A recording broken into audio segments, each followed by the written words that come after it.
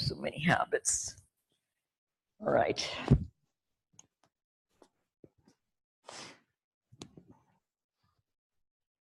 Are you curious about how you do the movement at all? So bend your right knee, put your right foot standing, put your right arm in a bridge.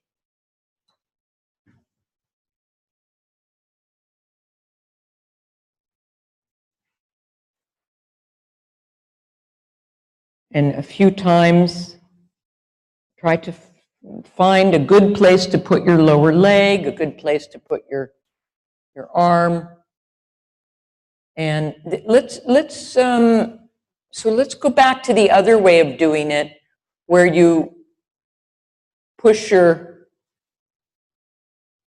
foot and hand into the floor simultaneously. Instead of doing the sequential movement from the foot to the hand, do them both at the same time.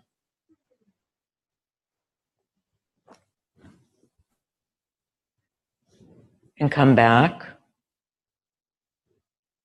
So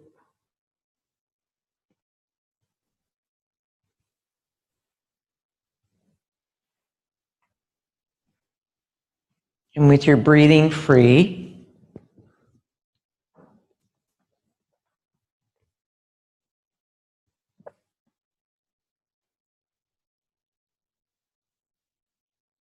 and then play with a few different places to initiate from. So try initiating a few times from the hand, lifting the shoulder first, and then the other parts.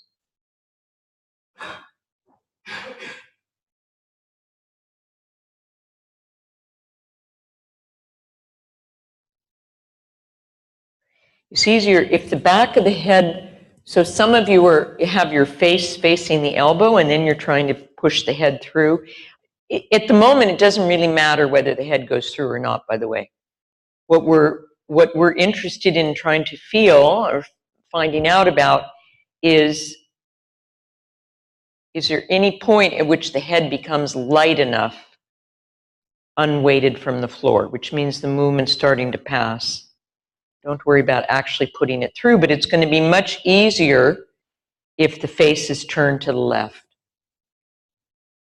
So start now from the hand and the shoulder and the clavicle, and then the middle, and then the lower. Go that way, and then come back home, putting the shoulder first, and then the middle, and then the lower. Do it that way a few times.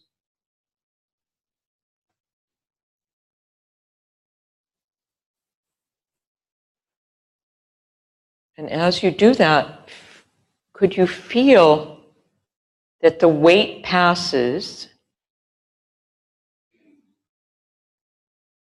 The weight passes actually from your right foot toward your left shoulder.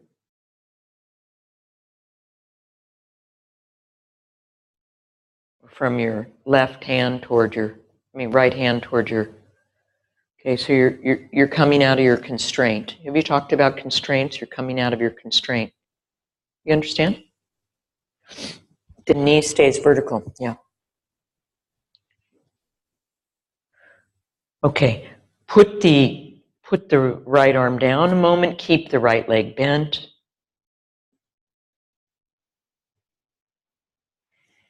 And now keep your right knee bent, your right foot standing.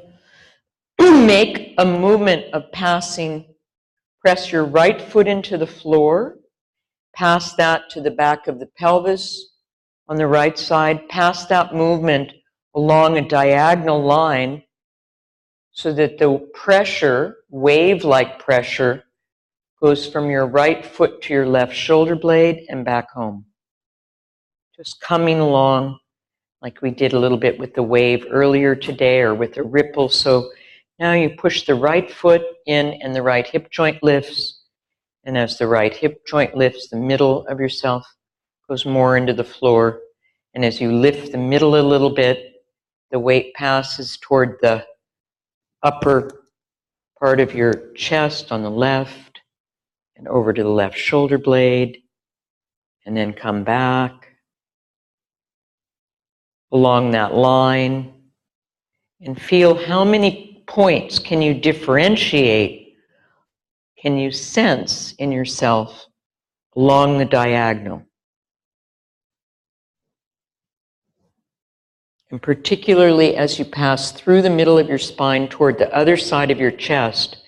And again, could you think of allowing, as you do that, allow your sternum to slide a little bit toward the left shoulder and turn a bit. Everybody know exactly where their sternum begins and ends? Have you done that before? So feel it. Feel where the top is, where the bottom is.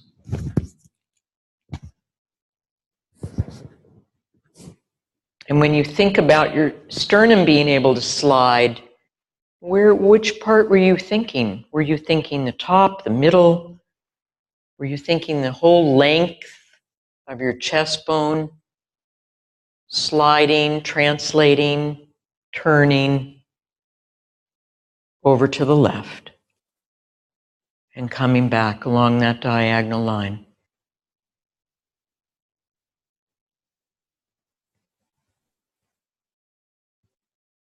And how do you find, so again, the lower right quadrant for people is you can find more movement, the lower ribs, find the middle of the back, and then when you come up into the left side of your chest, it's not so clear. If you go slow enough, you'll begin to feel that as your sternum slides, there's actually begins to be some relative movement of your upper ribs relative to each other from in front and underneath the shoulder blades where I was showing Joel on the other side. Put the right hand in a bridge again and keep on doing that movement. Passing from the right foot to the left shoulder diagonally. Your lower leg is vertical so that it can bear the weight, means at a right angle to the floor. Don't put your head through the gap. If it doesn't, first of all, you have to have the face turned to the left, and then you'll feel the moment where it becomes lighter. It doesn't matter whether you slide it through or not right now. When more of your entire self is involved in the movement, it will go, but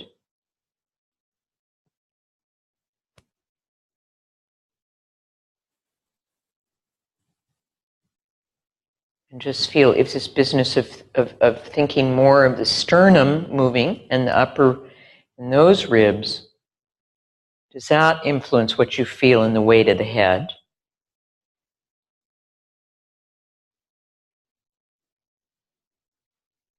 All right, good. Rest a little bit.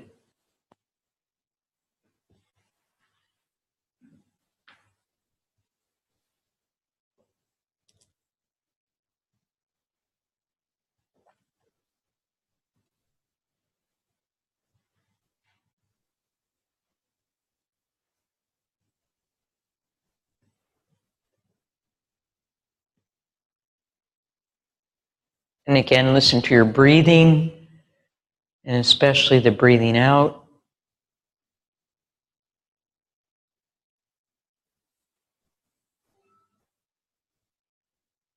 If there's any place in your structure that's becoming clearer for you,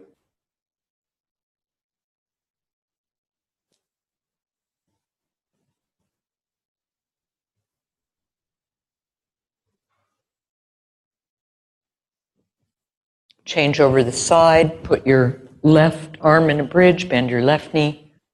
Now, this time, do the very, very smallest movement you can, which means you're not going to do a big movement of taking your head through the gap. What's the smallest movement you can do? Initiate where you want. We've done 3 different ways. One is to initiate with the foot, one is to initiate with the hand, and the other is to initiate with both at the same time.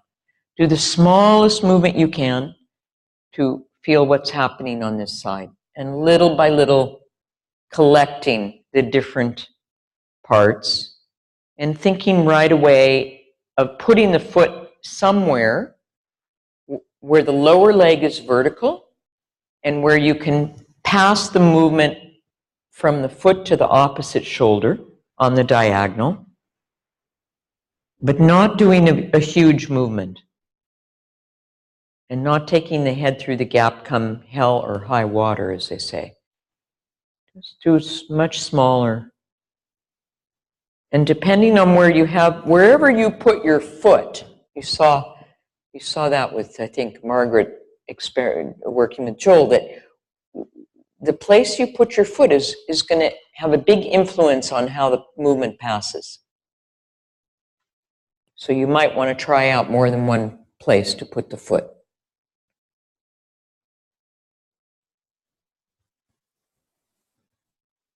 And coming back home as slowly as you go away from home. And the knee comes forward over toward the toes of your left foot. Means the hip joint in front opens. No, you're cheating now. You're tilting your leg inward. That's coming out of the constraint. You just felt like doing a big movement. All right. We'll do it at home. Don't do it here. All right. Slowly. It's much harder to do the small movement because it's more demanding on your attention.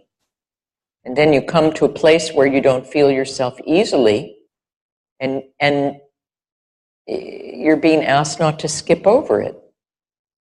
Whereas normally in life, we would skip over it, which is why it hasn't been differentiated up till now. We have these built-in mechanisms which just protect us from seeing the blind spots. So we're pushing up against those built-in mechanisms by asking you to use your attention in a new way, much more refined, much more patient way. That's nice. Rest whenever you need to. And you can see the slower you go, the smaller you go, something becomes more sensitive.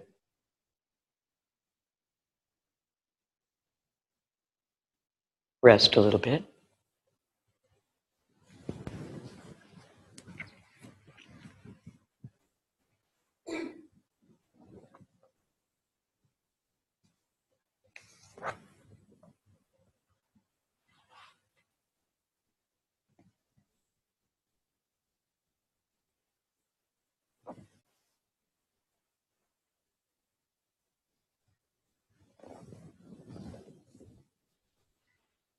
Listen to how your shoulders are lying, how the back of your pelvis is lying, your spine.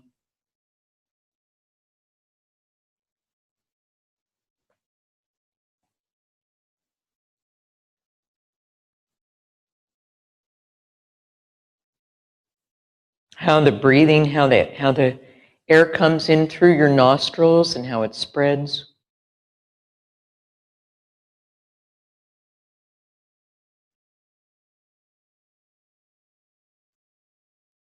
And now bend both knees and put both arms in a bridge as you did before today.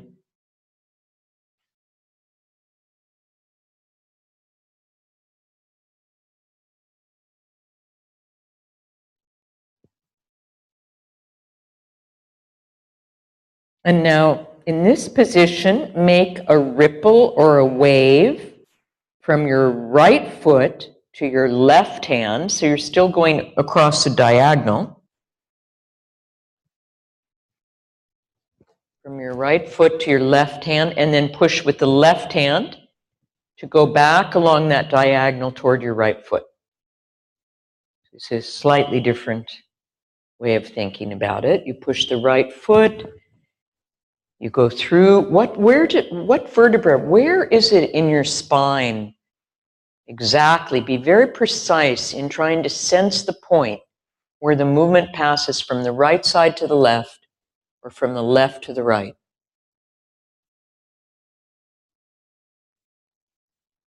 Where is that place in your spine? I mean, for sure, the middle spine is not developed in people's self-image. So here's a chance to find something really new. And do you need to hold your stomach in while you do that? Apparently you do.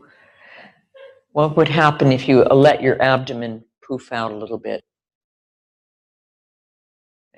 At what point would you poof the abdomen out? And where in the abdomen would you poof it out? As you pass from the right foot to the left hand, and then from the left hand back to the right foot.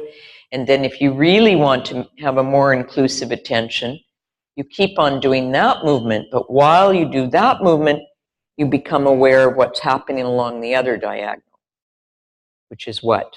You keep on doing the diagonal from the right foot to the left hand back to the right foot, but at the same time you feel what happens in the right arm and the left leg. The movement is more in the foreground, but the other diagonal is in the background. Both knees stay vertical. So you're weight bearing. You're not coming out of weight bearing through your lower legs. The knee comes forward over the foot.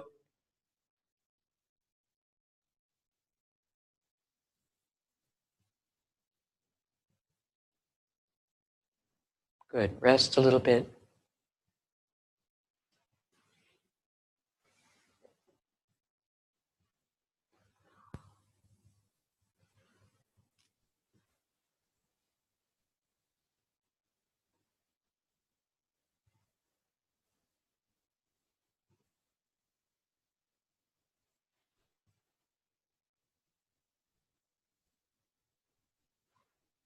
So keep studying these moments. Probably you know already when your attitude about what you're doing shifts.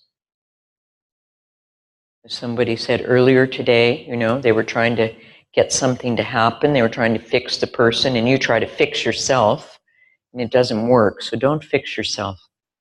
Just be aware. Work more and more. Improve the quality of your attention. Other things will follow. More than you even thought to ask for. Listen to that diagonal if it's clearer from the diagonal from your right hip to your left shoulder.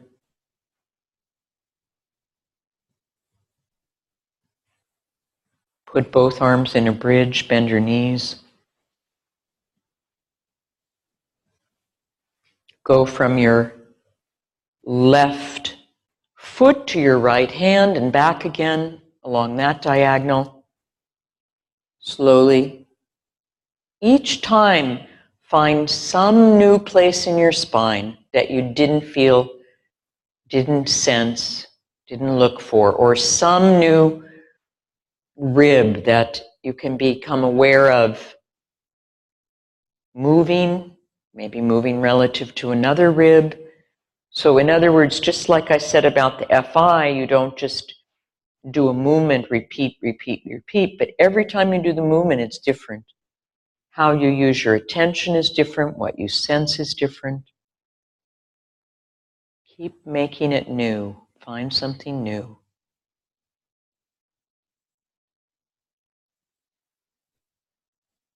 Differentiate something new.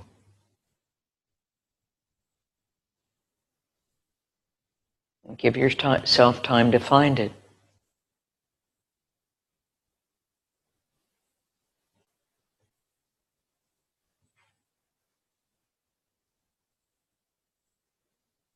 How is this diagonal? Is this diagonal clearer or less clear for you? From the left foot to the right hand and back.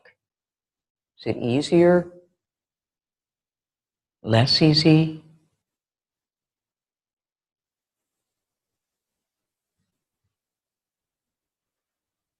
Think of both diagonals. If you're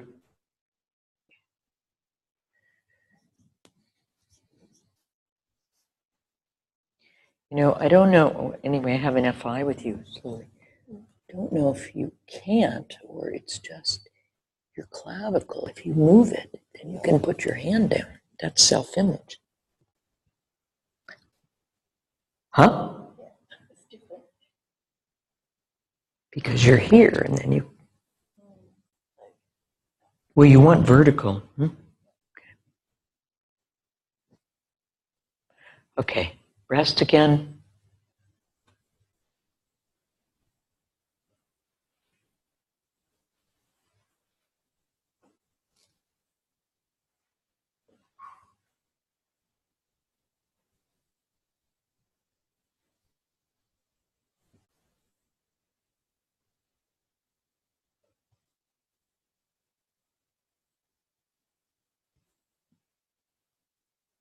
So obviously it's harder, isn't it? I mean, it's why do we have to have both hands in a bridge and do it like this when it's so much easier to do one side only, right? Because both hands in a bridge is asking for something in the upper part to become much more differentiated. Otherwise you can't really solve it. So go on your stomach now.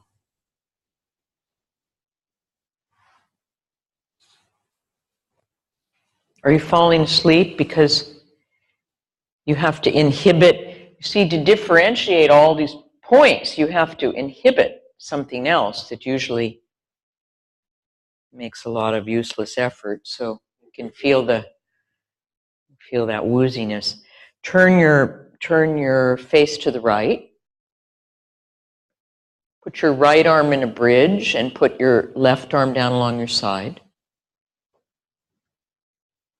Put your right elbow in the air. Put your left arm down along your side. That's it. And then, first of all, simply shift your weight over to the left side. Lift your right hip, shift your weight to the left, keep your breathing free, and come back. Shift a little bit. Did you fall? Did you go out to the outer space? It happens. Shift your weight slowly. So shift the weight, lift the right side of your pelvis, and keep your arm supporting you. And begin to allow your right knee to turn a little bit outward. Some people felt anyway it does it whether you want it or not, practically.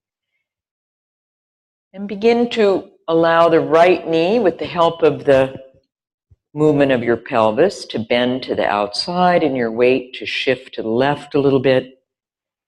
And again, don't be seduced by the goal right away, but rather, as you do that movement, can you follow it through your spine in this position? There's also some turning and twisting in the spine as you lift your hip and you begin to draw the right knee outward. And then you can allow the face to come a little bit nearer to the knee, and the knee a little bit nearer to the face. And what has to happen in the middle of you so that the knee and the face can draw closer together.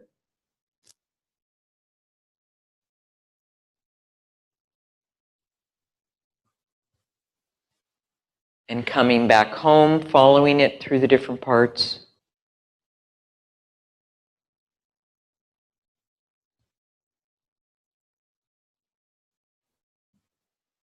And really, in this position, it's much easier in some ways to feel this twisting of your ribs around your spine, the movement of different ribs relative to each other.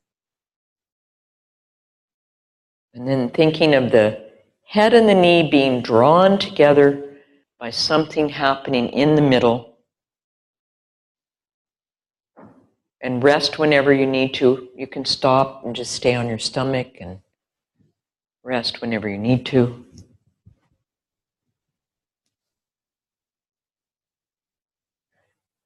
All right, just rest a little with your hip, and maybe draw your knee up and rest like that.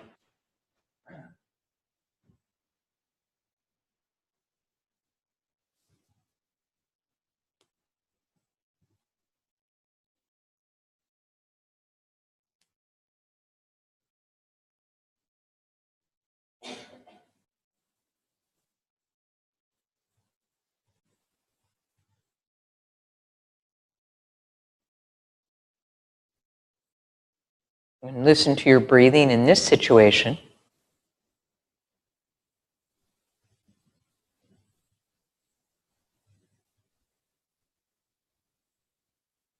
Now, put your right hand in a bridge position again. Your elbow in the air. And you just stay with your right knee bent out to the side for the moment. And you can do it on your other side first if you want. It's fine. If you like. Okay. Just, make yourself, if you want to do the other side first, that's fine. Now, take your right shoulder blade and slide it in the direction of your spine. Where do you want to have your fingers pointing in this situation? So that you could push a little bit with your hand and direct your right shoulder blade toward your spine. And at the same time, go delicately, because you remember we've been talking about that there's ribs underneath the shoulder blade. You can differentiate the movement of the shoulder from the ribs. It's difficult if you have the fingers pointing that way, I think. It's not easy.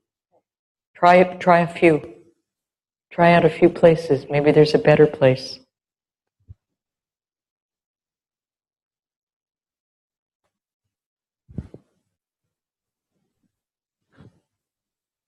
Where would a baby put their hand if they were going to be crawling? Mm-hmm.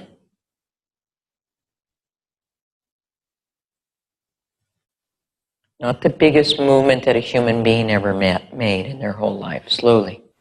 Just gently. Gently. Take the shoulder. The less you do, the more you're going to feel. So hard to believe that, isn't it? Okay, good. And now put your right leg down and come back to the movement of shifting the weight, taking the head. And now see if you can allow your head to go through the gap. Be drawn through the gap, but with the least possible mobilization of the neck. It's kind of a mirror image in some ways of the other one. So the more you wake up the middle of yourself and you feel what the ribs need to do, where they come together, where they make a three-dimensional excursion, the lighter the head gets. And using also, of course, the power of your pelvis, your big muscles. Draw the head through the gap. And to come back home, all you need to do is bring your pelvis back home and the leg will take care of itself. You don't need to make you don't need to do a lot of work with your leg muscles. Or think of yourself as a skeleton moving, and then you'll find a whole other kind of lightness. All right, rest a little on your back.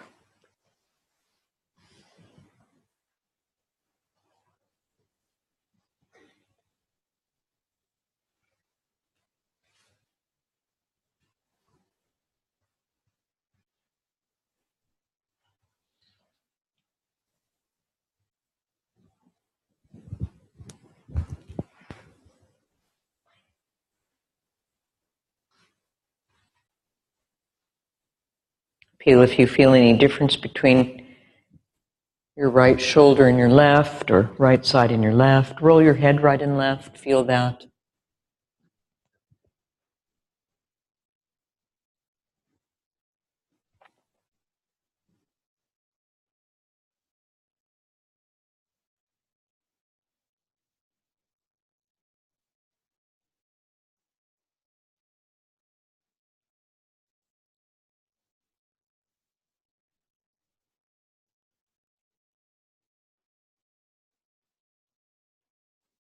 And how your spine is lying on the floor.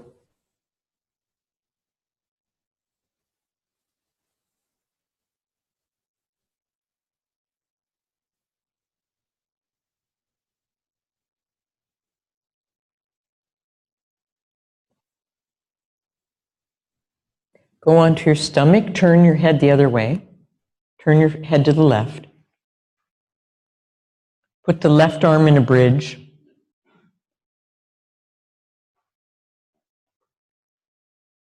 Start the movement by simply lifting the left front of your pelvis away from the floor, shifting to the other side, and feeling, just let it, each time you can let the movement grow.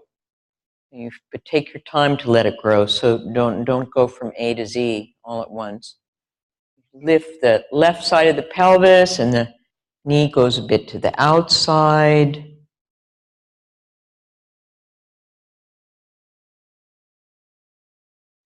Least amount of work possible in the leg.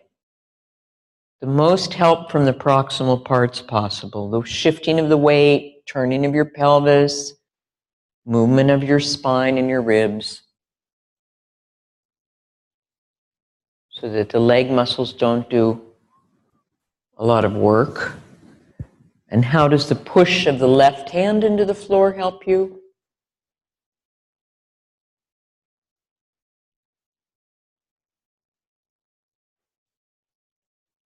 And then feel as the leg begins to bend.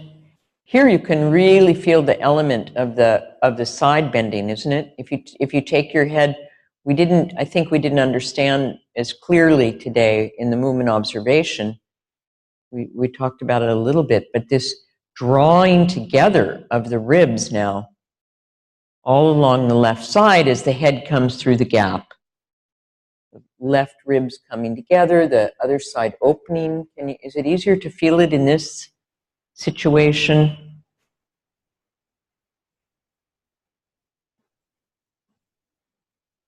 And wait for the moment for the head to become light. Don't pick your head up and push it through the gap. All you'll get from that is a tired neck. And if you wake up tomorrow and your neck is tired, it means you were pushing your head through the gap. So don't do that.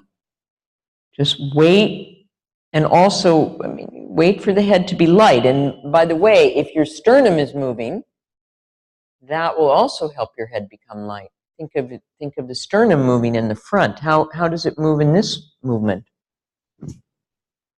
Something in the chest carrying the head through the gap.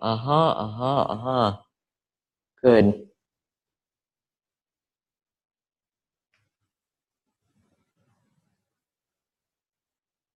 And stop a moment. Stay with your left knee bent. Just rest on your stomach. But stay and feel that movement of breath in the back parts of yourself.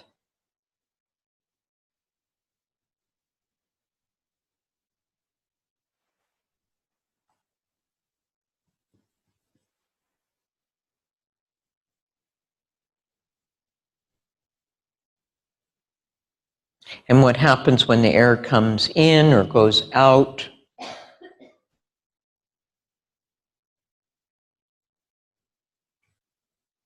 Put your left arm in a bridge again. Elbow in the air.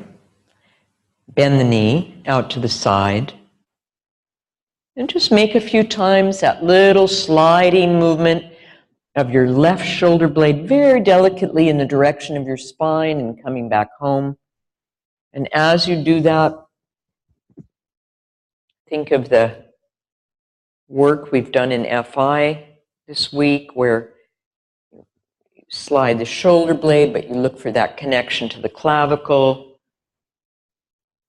the movement of the clavicle relative to your sternum. Maybe the sternum does something as well, but they're differentiated and then integrated, isn't it? There's a differentiation, but then everything joining back together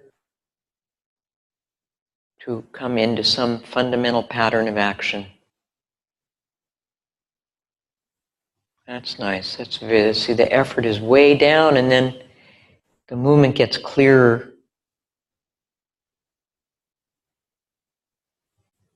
And then straighten the left leg, and then bend it, and then do the whole pattern of movement of, as you turn the pelvis to the right and the left knee bends, you allow the head to be drawn through the gap.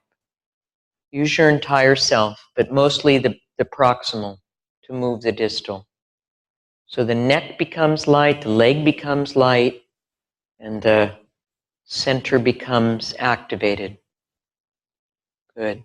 And the sternum. Aha, aha. Now you understand my English when I say the word sternum.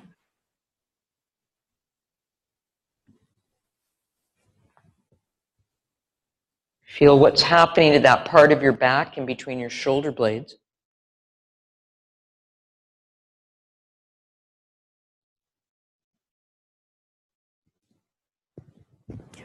And then put both arms in a bridge on your stomach.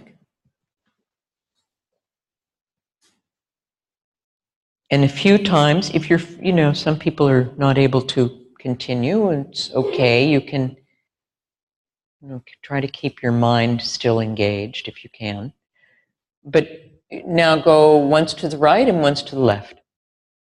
Don't hold your breath and don't be in a hurry to achieve it. Just what would that be? It's a new situation. One knee bends, then you come through the middle, and then the other knee bends. Maybe you did it year one, I don't know. And the head is drawn through the gap. Use your shoulder blades.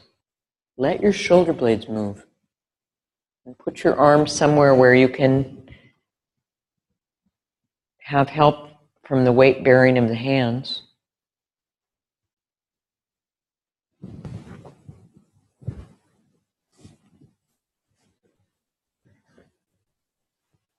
I'm very perplexed at why some people are turning their fingers inward toward their torso, because it makes it very difficult to move the shoulder blade. So find a better place. I don't know why you must have a reason for doing it, but it's not your friend at the moment, whatever it is. It makes it very difficult for the shoulder blade to move. And now a little bit faster, just a little bit faster, without holding your breath. The sternum folds, and that helps the head draw through. The middle of yourself folds, and that helps the head draw through.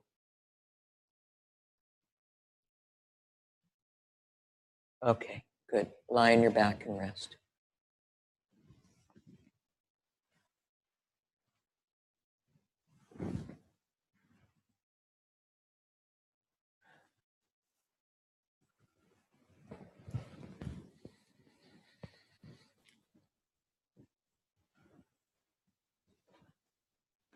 How do you feel your shoulder blades lying now?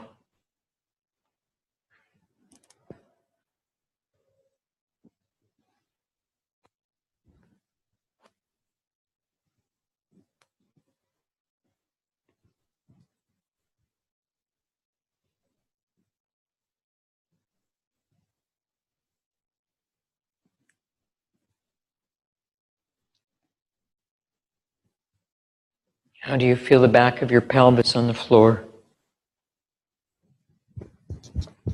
Find some new place in yourself that feels new. What's new right now?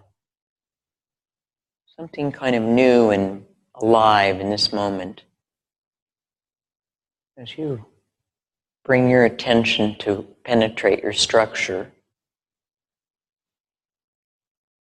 your shape, your bones, or interior space, whatever it is.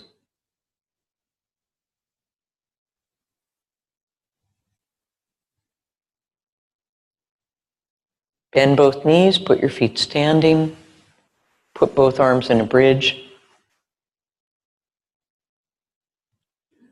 And in your own time, as big, as small, as slow, as fast, come back to any of the things that we paid attention to in this second lesson today, of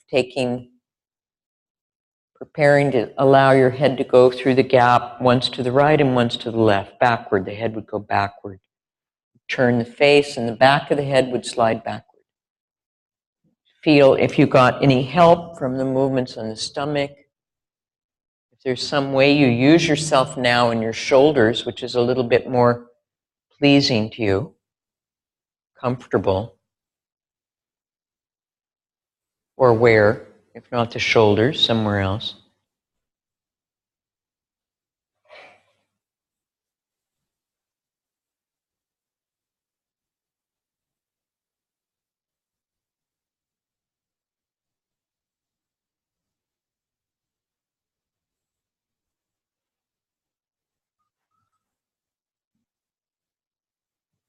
or this upper part of the chest, which we found for nearly everybody we looked at today in the movement observation was less clear than the lower spine. How is it now for you?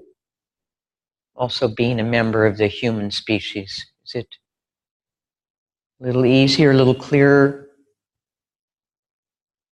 Try it. See if you can have the forearms vertical, not elbow. Yeah, you can. You can.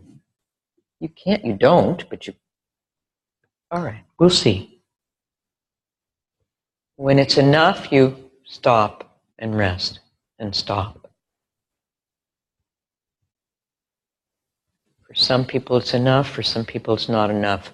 But don't tilt the legs right and left because you're cheating. I know it feels pleasurable to roll about this way and that,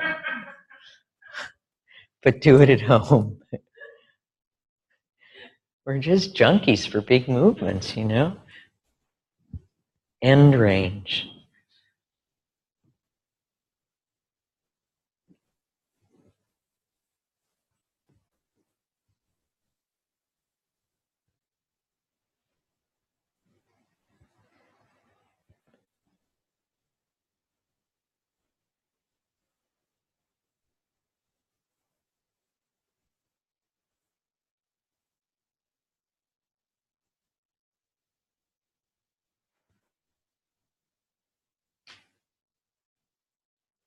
Listen to the way the air comes in and out through your nostrils.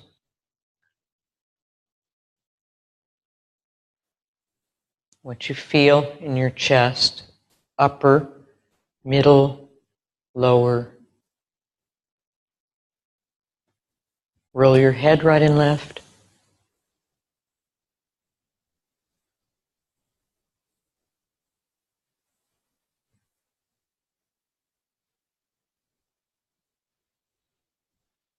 Bend your knees.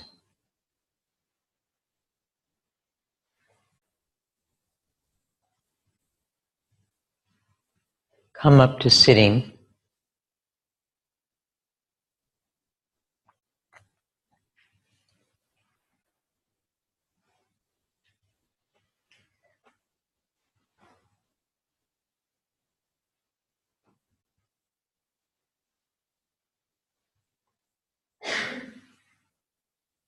Feel if there's any place you feel better supported when you're in your sitting. Is it easier to sit a little bit? Aware? Some part of you that feels clearer?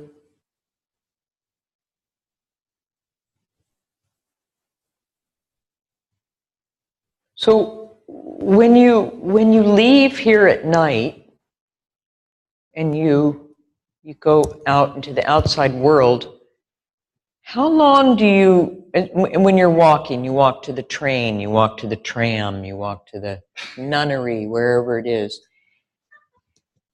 So when you're walking like that, how long do you stay with it? When you sit down in the bus, or how long does it take you to go back into this little compartment here and be busy with, I don't know, funny little neurons that you always fire? How long do you stay with it? Different for different people. Different on different days. Okay, so I invite you today, at least for today, you stay with it and you come back as often as you can. I know you might have to go home. I hope you don't have to prepare dinner for a child, but you never know, or you have a husband, or you never know, or you have a whatever, you have no one, and that's a whole situation in itself. But you come back, whatever your situation is, in the middle of it. You stay with the walking as much as you can. So we cook it, right? Whatever you feel when you get up and you walk around, that's what you feel, but you could feel even other things that are interesting. So give your attention a little bit of more of a demand. And not every day, but just today, cook it for a while, okay? Come back as whenever you remember to your whole self. Your breathing, your whatever you can feel. You're walking, you're moving. And report back in the morning, and if we're lucky, maybe Moshe will be here. All right, good. And we want to have our awareness all squeaky clean for Moshe. So, all right, see you tomorrow.